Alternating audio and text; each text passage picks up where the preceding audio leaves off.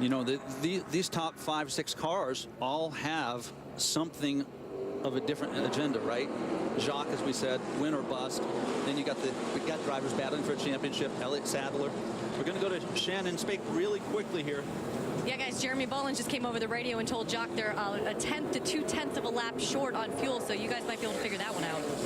Well, that's not good because you got to go 2.7 miles twice as they come down the front straightaway.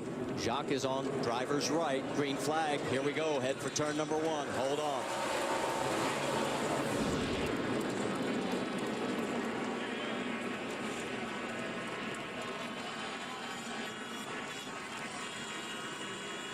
So far, so good. Everybody clean. Villeneuve out in front, but does he have enough fuel? I know this sounds contradicting, but Jacques has to run like he's got a full tank of fuel. If he's too conservative, he's going to get run into like what we saw with Ricky Stenhouse running into the back of it. Elliott Sadler right behind him. Justin Allgaier taking a peek inside of Sadler. And it looks like he may get him. He does. So Allgaier moves to second. Looking for a career best day on the road course, and it has allowed Villeneuve to pull away.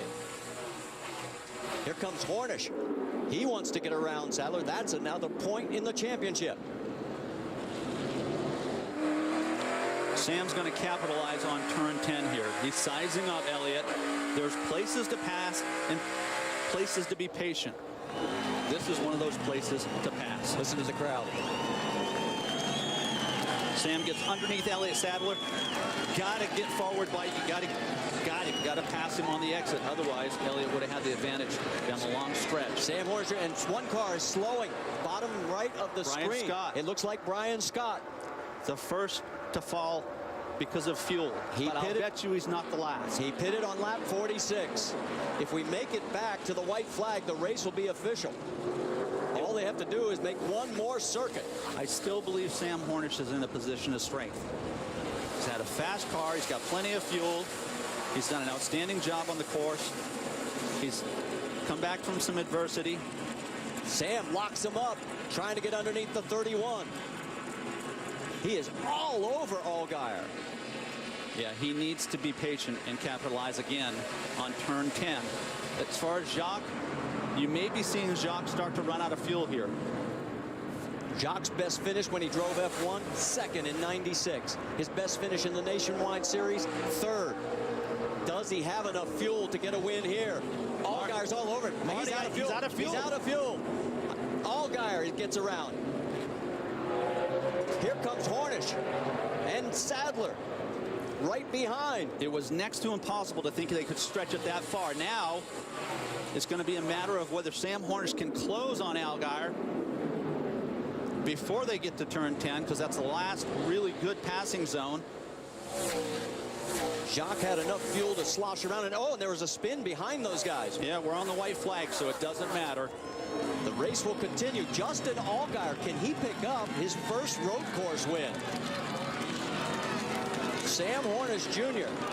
The bobble by the 22. Somehow enough fuel is back in the system. He's back up the speed, but he's third. We've seen turn 13 and 14 get a driver late on the last lap.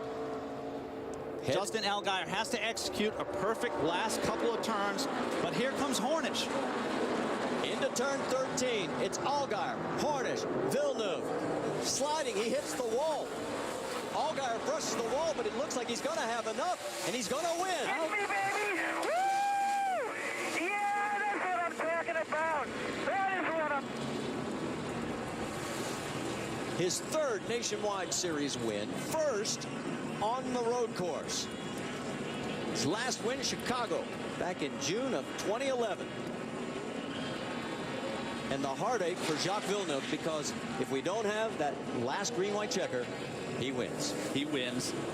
And it would have been a great, interesting story, but it appears as though that Jacques not very happy.